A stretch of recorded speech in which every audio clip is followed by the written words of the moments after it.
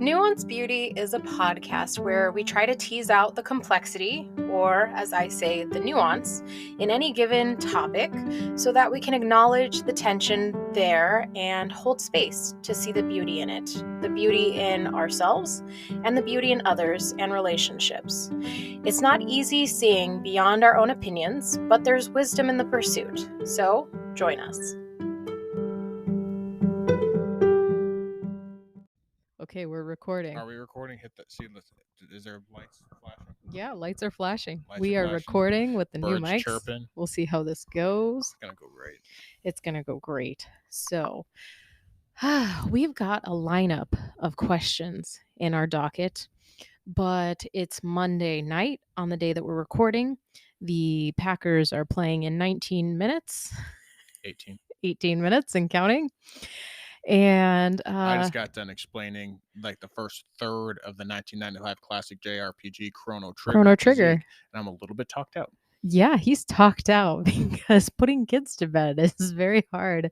And Zeke is a passionate kid who wants the full disclosure of anything you talk about. So you got to go into details, man. Fully obsessed or fully dismissive? Yeah, who does that sound like? I wouldn't know. Doesn't sound like can't you. Think of anyone in this house. So, yeah, we've got a list of topics, but I'm sitting here reading them to him, Bill. Mm-hmm. And as I'm not telling her, as he's no, I don't want to record. Kind of suggesting he's not in the mood to record. And then I say the importance of yeses and nos, time management and boundaries. And he looks at me and he says, "That's not written down." And I said, "You want to bet?" Because yes, the importance of yeses and nos is written down.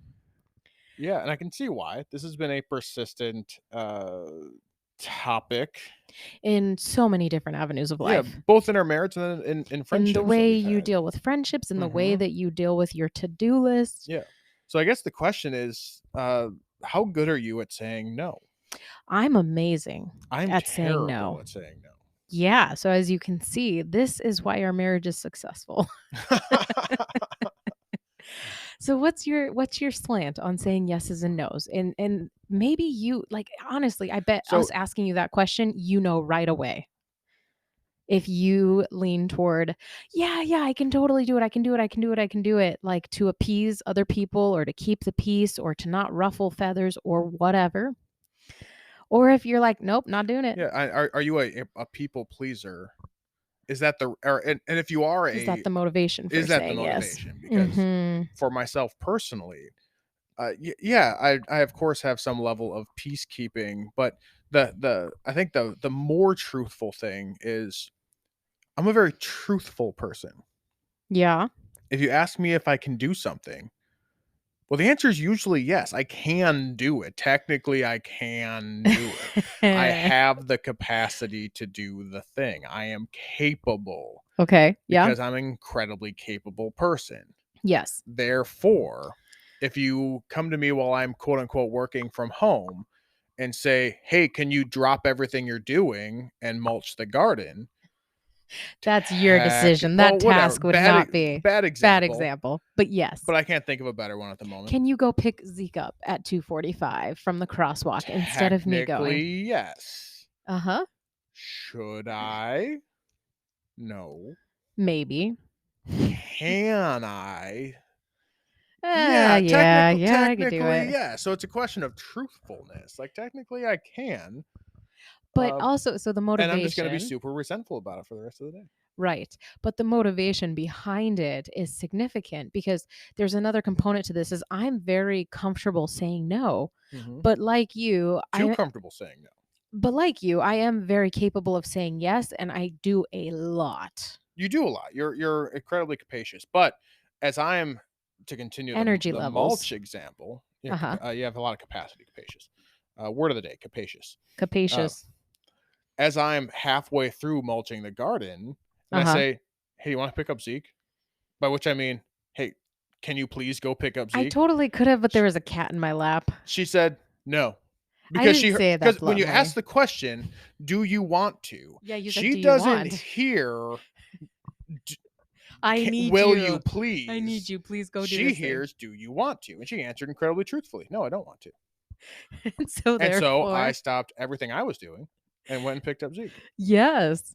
And when I approached the topic of maybe we should record a podcast tonight, here's my list, and I got a couple of like, but here we are recording. Yeah, she didn't capture when I said, we're not planning on recording, are we? As I walk out of the room. Oh, you didn't get all the way out. You got to the door.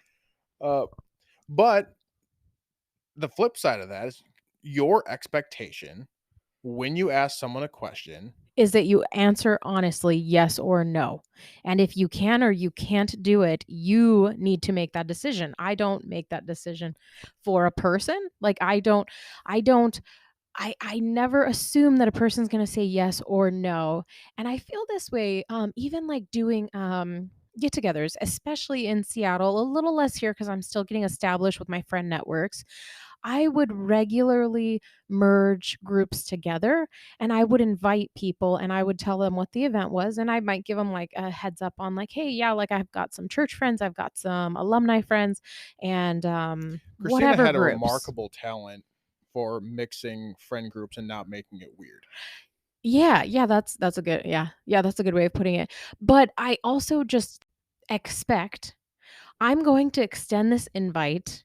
And this is totally, you can say no. I expect you to say yes or no based on how how you perceive the event, if you have the bandwidth to do it or not.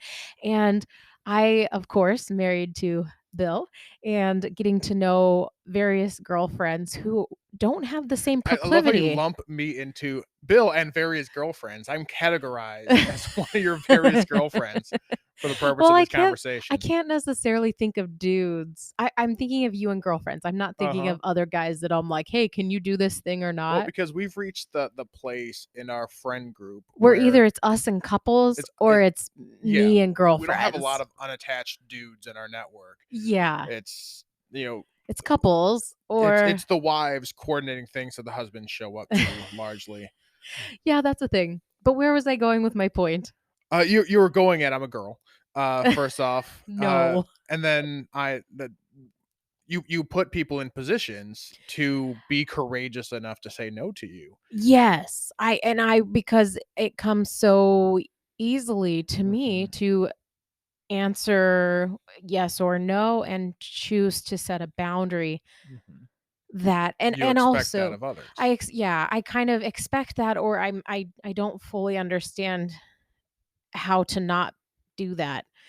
But likewise, I would say this topic I was thinking about because the time management and boundaries portion. Before we get there. Okay, go ahead. You are studied enough. Yes. To know that not everyone is like you. Yes. So, armed with that knowledge, is it loving to ask people to do things that they might not want to do, knowing that they might do it anyway? Like to just put that responsibility, the entire responsibility of what is good and right onto somebody else? I would say yes, because I think people have to rise to the occasion. Is it your responsibility to force somebody to rise to the occasion? No, it's not. And that's where they have the ability to say no. But do they? Because I think I have a microphone in my hand. Speaking of, how's this microphone going? Because I'm not using the stand. So hit us up on at @nuanced_beauty to let us know if you can hear me at all. Going, if it sounds a bit better. We've gotten some persistent feedback. So, okay. Now tell me about time management. Yeah. So first off, to wrap up the first point, knowing your inclination for saying yes or no, and knowing your motivations for saying yes and no, and knowing your individual energy levels for what you can and can't handle. Those are the three things that you have to kind of reflect on yourself and kind of just figure out, like, if it makes sense to say yes or say no, and just observe your own bent in those ways. Mm-hmm. If you're more inclined one way, what's your motivation and what's your energy level? And who's asking? Because the thing about you, to continue just making this about you, Okay. is that you are not hurt when someone says no. Oh, yeah. And so you also need to know the person you're speaking to. Is that what you're getting Who's at? asking?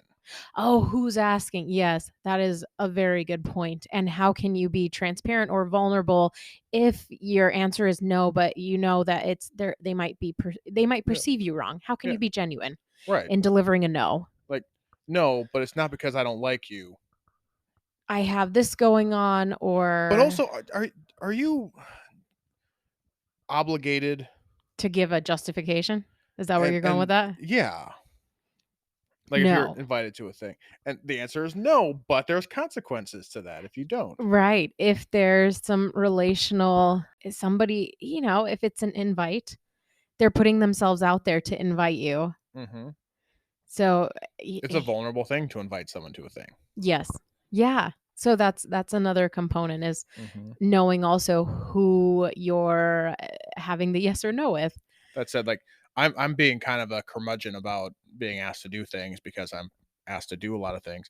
That said, I've had to like fight someone to let them to let me help them move. Oh, yeah. Because ultimately you saw it as a good and right thing, But I if you perceived will. the person to not necessarily be willing to ask for help. Uh-huh. So I was like, But this isn't knowing that it was optional. really like, no, this is a good and Mm-hmm. needed thing. So like, So showing up anyways. yeah, and because people are afraid to ask, and because people like me have this attitude that I'm putting out into this podcast of people always ask me, people be asking me to do shit, that people are afraid to ask. And so there's virtue in being vulnerable. And I think that's what it is. It's not throwing your responsibility onto somebody else. It's opening yourself up to the vulnerability of somebody saying no to you. Uh-huh. And the vulnerability of in that situation was The vulnerability of of asking. asking. Mm-hmm. So it's been I see the other side of it. Yeah. Let's see. Moving forward, So unless you you have more on mentioned that. time management. Were you talking about like overcommitting to things in a week? Yes. So with time management and yeses and nos, um, it's where it goes back to what do you value? If you want to figure out what you value, look at your calendar. Like that is going to cue you in on how you value things. If it's friendships, if it's family, if it's kids, if it's your job, if it's a hobby, if it's health and working out and cooking meals from scratch, like it's going to show you how you're spending your time and potentially like you could say you're saying yes to these things, or you said yes once and it's just part of your routine. Mm-hmm. So, if you're in a season of trying to like figure out boundaries or trying to figure out if maybe you're too busy and maybe you're too busy doing the wrong things, so you're trying to explore what it looks like to say no to something, Mm-hmm. that's where that, I mean, it Well, it's kind of something comes we're into a little play. bit living right now with Zeke's jujitsu. Yeah, that's a good example. We signed him up with the intention that he'd go 1 or 2 nights a week, and they talked us into doing 3 nights a week. It's like he's really not going to get what he needs out of it if he doesn't do the 3 nights a Well, week. and Friday was And we supposed to be fun was supposed to be Friday, so it's fun supposed to be Friday, chill, and Monday and Wednesday is kind of the more working days. right? Mhm. But the point was that we ended up committing to 3 nights a week. And possibly because we're thinking like, "Oh, it's an hour a night for these 3 nights, so it's just 1 hour, and you get more bang for your buck because you're paying for Yeah, it." because you're paying the same price regardless of how many times you go. You start justifying things with the unit price, but then you look at your calendar and you see that you have said yes to doing a thing for 3 nights a week from Mhm. 5 to 6 p.m., which means dinner moves to the left by about a half hour. Because we are not late We're eaters. not late eaters. Not doing a We're not 7 eating PM movies done. dinner. Heck no. So suddenly those 3 nights become very stressful, and that spills out over the rest of your week. Where Uh-huh. like suddenly you have 1 night a week, Thursdays, where you don't have anything going on, and it becomes like this weird oasis in the middle of your week. And it's because the team mom is like, you should really do 3, and you're like, okay. Is that how that happened for you? Yes. Okay, I didn't know that part happened. Okay. I told her, like, yeah, because he has some other things we're thinking, like, would you like maybe 2 nights a week? And she's like, oh, we should really be doing the 3 though. I'm like, Uh-huh. oh, okay. Yeah, of course. Yeah, and there is like a component of And she wasn't that snarky about it, but I did because it's such a high priority for her as a person. I got like, oh, it's weird that you would be doing this but not be so committed. Yeah, to be committed to the full schedule. Again, not in a snobbish way, just in a that's just her priorities. Uh-huh. And yeah, that's where it goes back to, like, the level of what you value and the priority in this time. And in time management, we were assessing and we were seeing that the stress levels and the exhaustion levels of our 6-year-old was a bit much. Yeah. So, and he's 6. So, this is where practically we looked at our calendar and it's like, okay, well, what if we drop one and let's see how that goes. Let's see. At first we're thinking like, well, we don't want to just have him doing nothing. But I do think unstructured time is valuable. Is a valuable thing. Agreed. And he goes straight from one structured activity to the next. To another, like all day at school, and then a slight break, but really it's quiet time, piano, it's dinner. Extremely structured because we need to get everything done between jiu-jitsu, school and jiu-jitsu. So yeah. So that overcommitment, because we just kept saying yes to things. And God help us when we have 2 kids of extracurricular age. That is another episode, is kids and extracurriculars. Did we have one? No, but I'm going to write that one down because we talked about doing that one. But okay, so we talked a little bit time management. I'm bringing this topic up because I'm currently reading this book, Present Over Perfect. And so she was talking about the importance of yeses and nos.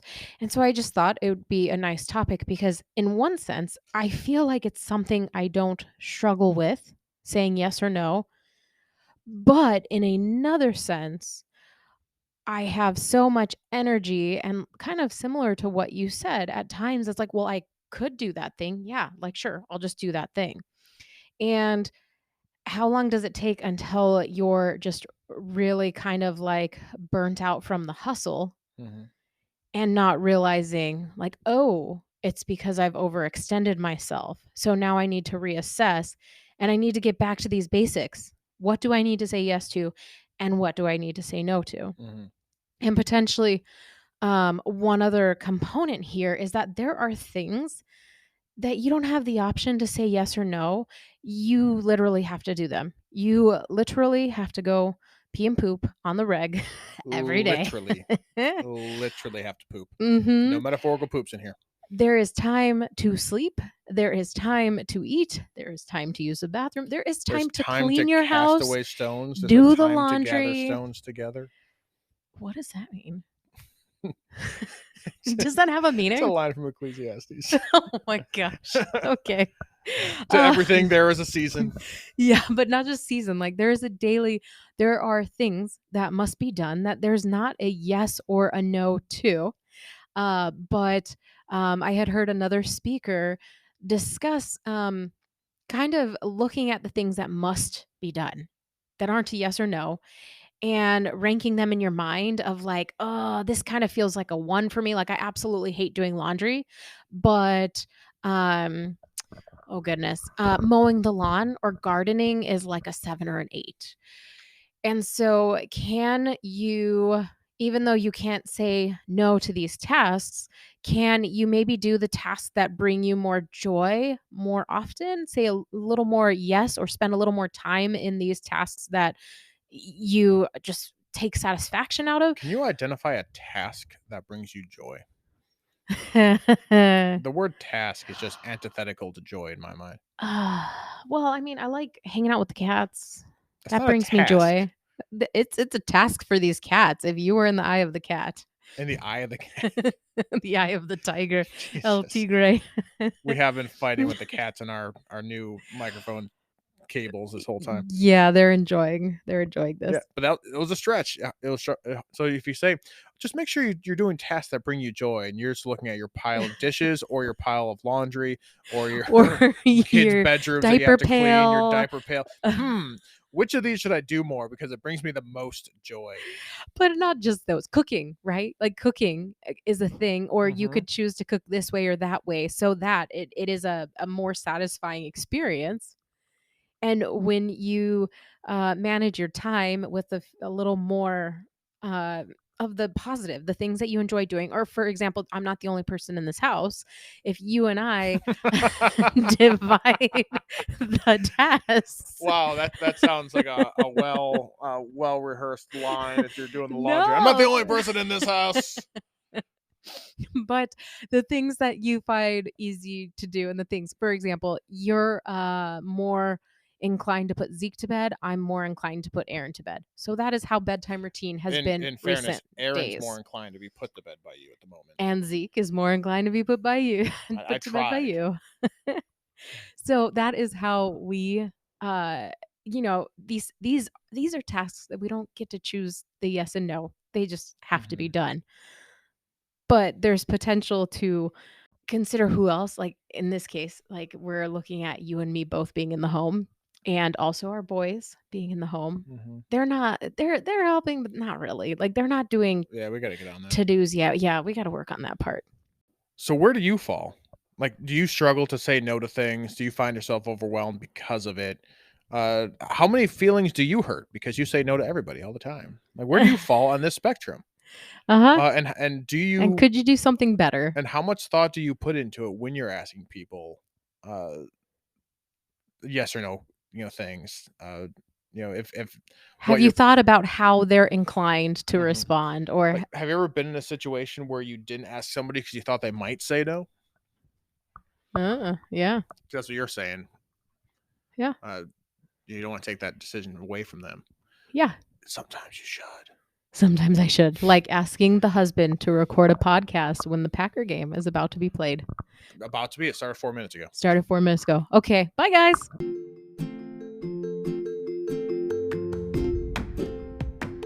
This week's book recommendation is called Present Over Perfect, Leaving Behind Frantic for a Simpler, More Soulful Way of Living. The book is written by Shauna Nyquist. I actually did the audiobook version, and it is read by the author. I really enjoy that component because I feel like the heart of the author shows through a little bit when they read their own book. It's not a long read. It was maybe a 5-hour book.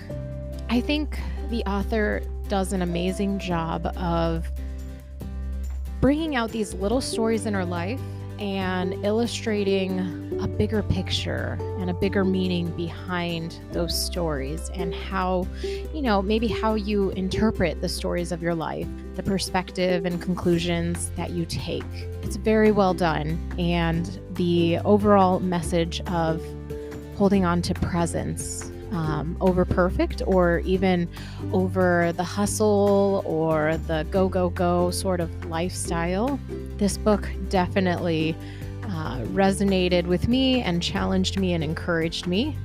And I think if you too have those similar inklings toward rush, go, you might enjoy this book. Again, it's called Present Over Perfect by Shauna Nyquist.